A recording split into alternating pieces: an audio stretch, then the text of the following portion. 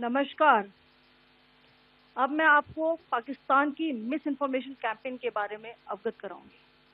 पहला, पाकिस्तान ने यह क्लेम किया कि उसने अपने JF-17 से हमारे S-400 व ब्रह्मोस मिसाइल बेस को नुकसान पहुंचाया, जो कि बिल्कुल गलत है। दूसरा, उसका यह भी मिस इन्फॉर्मेशन कैंपेन था कि हमारी एयरफील्ड, जो कि सिरसा, जम्मू, पठानकोट, बठिंडा, नलिया और भुज में है, ये उसका मिस इन्फॉर्मेशन भी बहुत गलत है। तीसरा, पाकिस्तान के मिस इन्फॉर्मेशन कैंपेन के मुताबिक हमारे एम्यूनिशन डम्प्स जो चंडीगढ़ और बियास में है, उसका डैमेज हुआ, यह भी बिल्कुल गलत है। हमने आपको मॉर्निंग ब्रीफिंग में बताया था विद फैक्ट्स एंड फिगर के साथ कि ये सारी चीजें बिल्कुल सही सलामत हैं।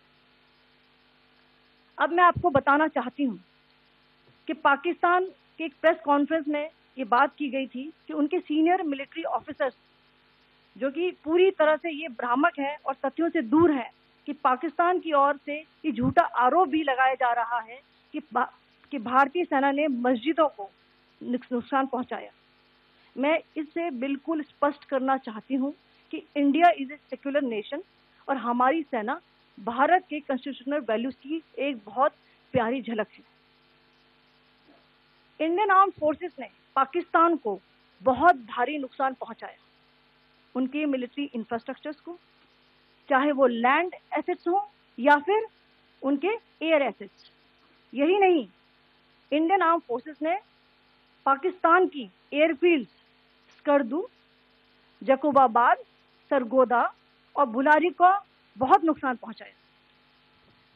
इसके अलावा पाकिस्तान के air defence system, radar system, उनको भी एयर स्पेस में अनटेनेबल किया।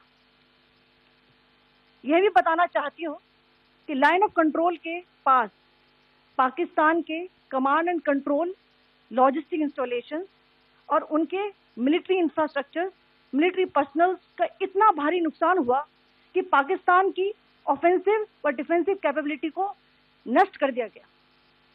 अंत में मैं फिर से ये बात दोहराना चाहूंगी, इंडियन आर्म फोर्सेस पूरी तरह से तैयार है, सतर्क है और भारत की संप्रभुता और अखंडता की रक्षा के लिए पूरी तरह से कमिटेड है।